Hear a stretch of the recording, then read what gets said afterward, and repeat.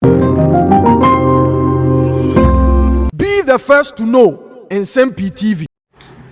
You ever see Mama Baba Nsem-Pii TV? So the countdown is still on to January 31st, 2026. Now the new patriotic party, a flag bearer for the party to represent them in 2028 December elections. Now Dr. Mahmoud Bawumia Egusu Ebona Probo Okopiemu in the Upper West region. To be precise. Now asem baako a Ghana for ano so judiciary or parliament or the media, even the executive will be a members of parliament will be a Kpandai seat or ma declare vacant clerk of parliament a troll letter krata akoma electoral commissioner so organize the rerun of the elections after Tamale High Court this are ruling by say for rerun. But Oshe Nsem in Penifona can Dr. Mahmoud Bawumia de Nsem atudwa o say asem we nya asem fufuru bia Ghana yehu bi da oko obi ti say dana bodakpi jachi kwesi omu scenarios na is almost the same inti eba ne saying now the different treatment about this particular Honorable Matthew Nyindam case na dana bodakpi ni jachi kwesi ndie ono ndie wo treat omu differently. Apart from one person railroad democracy over the years, Ghana are fighting so hard for. Now there will be dire consequences. And so now you call Dr. Mahmoud Bawumia speech. You said Henry Nana Boachenso Akasa, the national organizer of the New Patriotic Party, and also Akasa Fahon. The Dr. Mahmoud Bawumia DNBA, you are Nyakoti Henry Nana Boache, the national organizer of the New Patriotic Party, and Sema lawyer Gary Nimakon, legal affairs team of the New Patriotic Party, Omoye, after this particular case of the Kpandai seat declaration as vacant.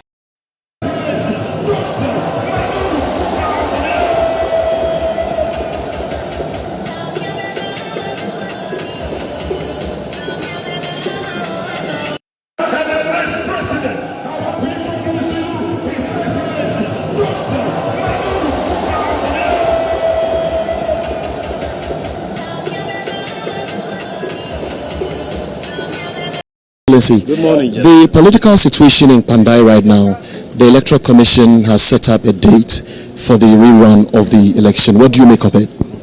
Well, thank you very much. To say the least, very, very disappointed in what is going on in our country. It looks like our institutions of democracy and our tenets of democracy are being undermined. The issue of Kpandai with Matthew Nyindam is not a new issue in our democratic politics. You've had issues with Dana Bodakpi, you've had issues with Techikwesen,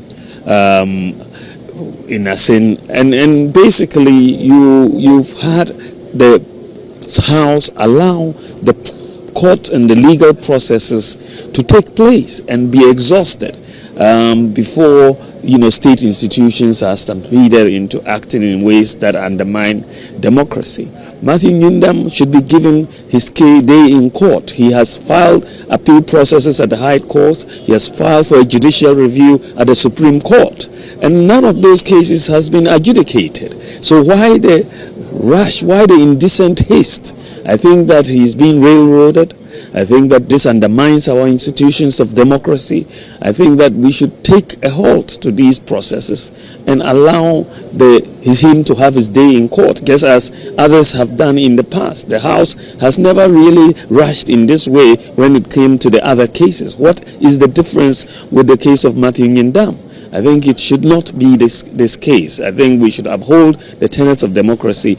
Democracy is something precious that we've all had and we've all subscribed to. When you start undermining its pillars, you break it down, and the consequences for the nation are very severe. And so simply because you have power, you shouldn't feel that you can ride roughshod over your opponents and over the principles of democracy. And so I stand with the principles that are being espoused by the minority in parliament, and they are doing a good job at it. And we want to support all the principles that they are fighting over in this particular case. And parliament and so ibi ekoso ni se pacho atiefo a ebisa ne party form yemusisi especially and do a say electoral commission dey abeto abontin say 30th of this month and obey rerun of the Kpandai elections no na party for bisa yemusisi again na party penifo enim efa this whole process one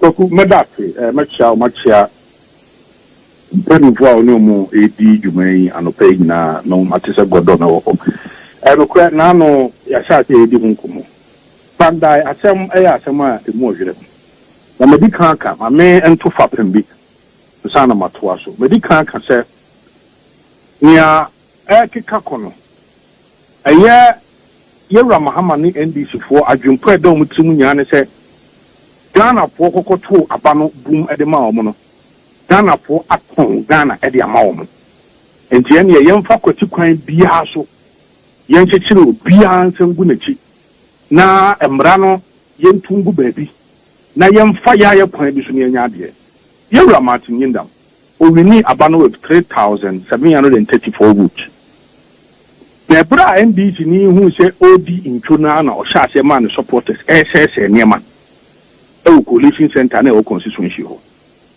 eti almost say niema ma ehu ebeto electoral commission no ne staff so electoral commission adia omo ye ya ne se omo beyi eye coalition center ne pro sanse na ehu ne mamu omo ba ne empokwa no a police for bamba na o kwampo no na edo so emu akwakoye ha ena omuji eye coalition center no edifiri ho no mo de ba eye tamale but ntia amanya no kwampo no se sabre no eye omo regional secretary ne on sa ye CEO ema lottery authority e ba ho in fact asema making NDC for pooling agent pink sitter e work constituency who no signing no mo sa signing ni ase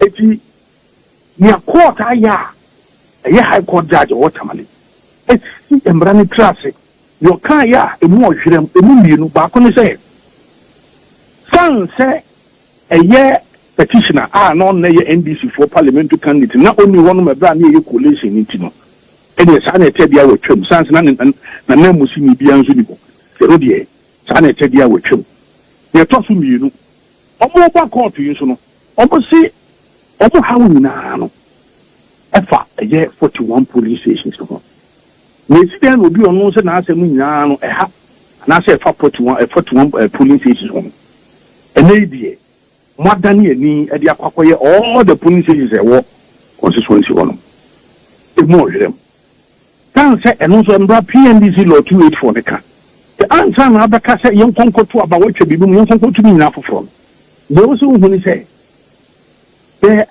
asem a ye kan enema bi ko so ana enya na ye to so mienu enema e ko so a enye no etietia emre bia na se mpo sa de mani nyina esia ewo nso boni bi ewo abato na ye koto ye no so say anse betimi adan yeni ana in this case honorable Yindam awini abai with 3,734 votes mo de 41 police stations na ba esi daina enei jaja otujo kumkasi ma yani metwere nyina ngongo toba no fofo ebi me pro mo sha ase no ye gazette eye parliamentary results 24th of December 2024 almost what we share a bra omuko file na it was way ahead about 9 days or so over the 21 day now I am mandatory that you not gazette here over 21 days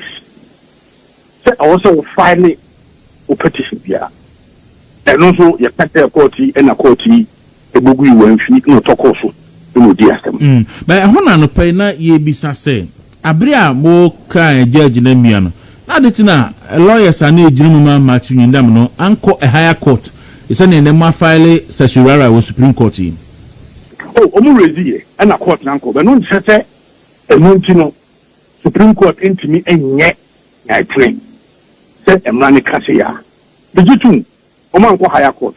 By no no emremun nchese the empono jaja or your religion or toko suti ye na enuti no ema eye one of your respondent no anko higher court eno nchese e ta de ba e Supreme Court no ma omu ni kwanya any jurisdiction so beti omu was ahode so beti nti na ko parliamentar ne ta ko si ho so ne se atema ebe sebe ehun foni bi esi Cape Coast High Court emergency question so no akwan akwa so abaye MP na nyam na akwan so enti ya twen o se kunya yenko to aba no fofo ho no sabre no eye parliament twen ye ma court of appeal ensema na wo nya ye kan wiye ensem ni to bi kwan pa ekopi Supreme Court so ni nya akwa ye kan wiye empo na no ye speaker ewuli hands naba epie bigidi ze won bia kenkan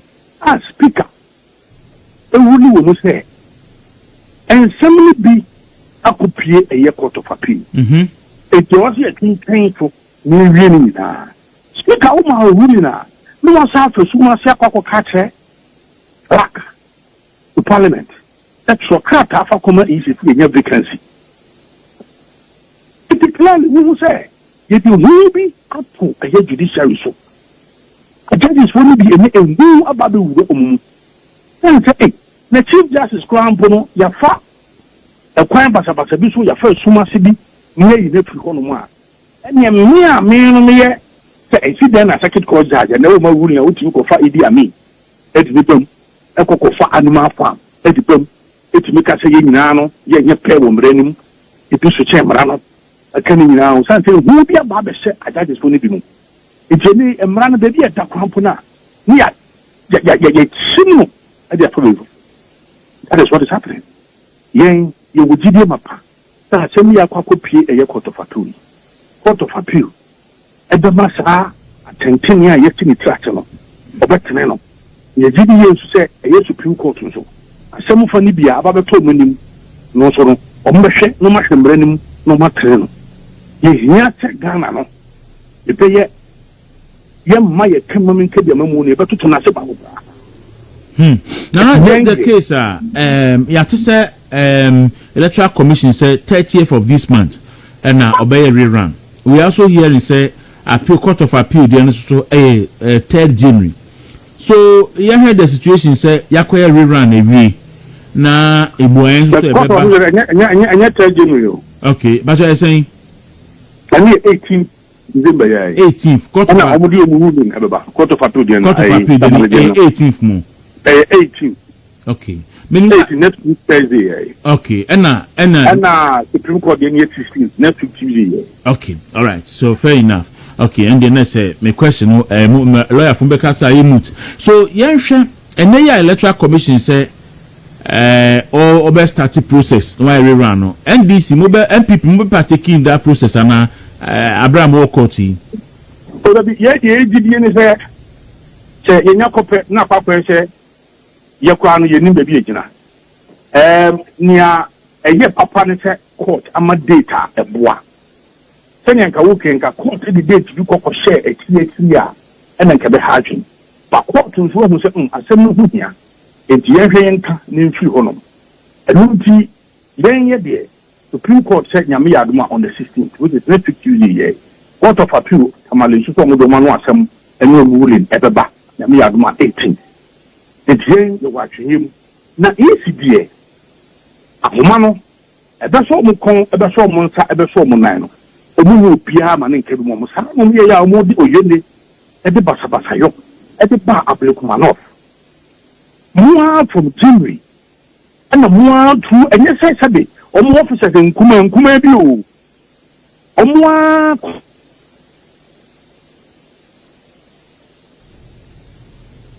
commissioner mua na free January or kan ya say yen we run bia wa Ablekumanof yen we run bia yen se benya bambo ni aye collation yen se benya bambo ni in fact mo ko na se betwam esa ko so say they don't need any rerun in Ablekumanof no mo here aye collation and I see don't tetia NDC national chairman open president edi I can't say if you form on your company omo dia o see you free they are not fit for purpose you know free and the following day in the Uber to issue for you no the kataba say you rerun in 19 polling stations or class has any no answer no the kataba say you to abano in 19 polling stations Mama someone what can be in rerun the hour more fancy no be more in fact now apart from so more can not a court for na share me a high court am high court share say they should go. Ghana police should provide security for them. Omo collation, no. Issue for it. And then there you the petition I see in you. Yes. It's from one of the Omo Omo buy. Okay. If you have a Thomas, I be only you have a Thomas. And this is a well every orchestration. If you bring a year, adiba to say from the power because Yambu presidency, Yabuya need the whom at the judicial from Ibiso, Adadis on Ibiso, area parliament there, Yemi Kurapam Commission, Yabutum Dada, Posianos how, parliament there, as a president Mahama Butum, parliament there, Yabakan number ye, you repeat because Sebe, open the power with Juma. What can watch them there Twitter? Say any idea you be declare and I vacant until say you tear me you know that no nama where you echo get to that. Yes, then you didn't know your first watch but to people no see we are the who so at electoral commission and say electoral commission say the who to see if you need to her of national education there in Juma then you know sir you born in an echo they woman me say Ghana poor or ding any soon power they will rise up against the Bawumia ebe. Nana MPs ni become parliament say omo colleagues no attract no mo say if Kpandai ye be konsan ye be kosun ye be ko asim and draws makinkan baby say you see NDC for file appeal in the other cases omo nusu ye ni nyina but as a party mo wo records bi sir. Oh your records bi sir and yeah, director of legal on all these matters. Okay. Okay, so it's true. It's true, sir. NDC for ako file appeal. Ewo parliamentary election petitions on musu yenibi. Ana meka minya full detail. Okay. But minim say enema ni bu head akọ court. Minim say so hum say. Ewo court. Okay. Enti no eye saadwen pono nyina no e ka ho bi e wo Kenya na meditu. Okay. Okay, I see. Nana me da say e be twen we be repemu ne be san ba na e no we be din komo biem. E da se pa. All right, Ebusia Henry Nana Boache so betimi producer Alex na names of lawyers e wo chamber no e wo ho. Ni din no. It is some say wo ho, adi say to ho no mo. And then one other lady no one say no. And na me kai din but me kai ni pa no. Okay, the two ba. And na mo maka cha ni say mo pon ma traba na mo di dia ni dia sha say. Say one famra. Now is it not intriguing say some and then no use social media and now to change the whole world. And now there is writer be among say Professor H. Kwesi Prempeh I say or see we here Srim Sai versus Srim Sai. H. Kwesi Prempeh. Aye. And no you free government. I will so ho. And when they listening Gertrude me fa don kono no ye hwana. I want the minimum no. Okay, so you say here I said to the first. Last but one no. Some there be a last but three about two or say Noah Ephraim Tete Adam but okoshe edin asrem sa atro na otro Noah Tete I want the Facebook no but betimi produce same science Facebook post no so that Ghana for will not see but okọ omo hono website will now share nipa was searching by on then you realize say oh okay so this is the same guy it's where yeah srem sai versus srem sai and on one na ekwa ko defend the ndra wa be mo for say Ghana for Jimmy. Oh, but first post now, what the Barbara yes program national. Fair no brana, the other one. I can confirm that the other one. No what E30. Me waha. I can confirm that Noah E30 has sealed the Attorney General in Supreme Court. So his grounds. Parliament has no power to set up an office of a prosecutor which is independent. Eric, but the first one, and yet near some side, Justice Rimside was no for a no brana yenshadi. Or say Parliament has no power to set up an office of a prosecutor which is independent and outside the control of the Attorney General. In fact, look, at the grounds we no are flawed because the office of the special prosecutor is not independent and it is not it is not outside the control of the Attorney General per the act establishing the office. It has been a mokan and there was his relief and order to strike down the provisions of Act 959 that confer autonomous prosecutorial authority on the office of the special prosecutor or insulate it from the Attorney General's constitutional control. Adewe Majority Supreme Court his relief never because when you know I just had a mandate in it. When you just had a mandate in it. See, but I tell you so if it must be done, it must be done well. That's all. President Ewo Kwan say institution be a parliament and na establish yempa yebesa akọ parliament to ni akugu no. And then private members bill as a day omodi abey mo aye omo ba approve on bejatum office no ni yagu no this shenanigans no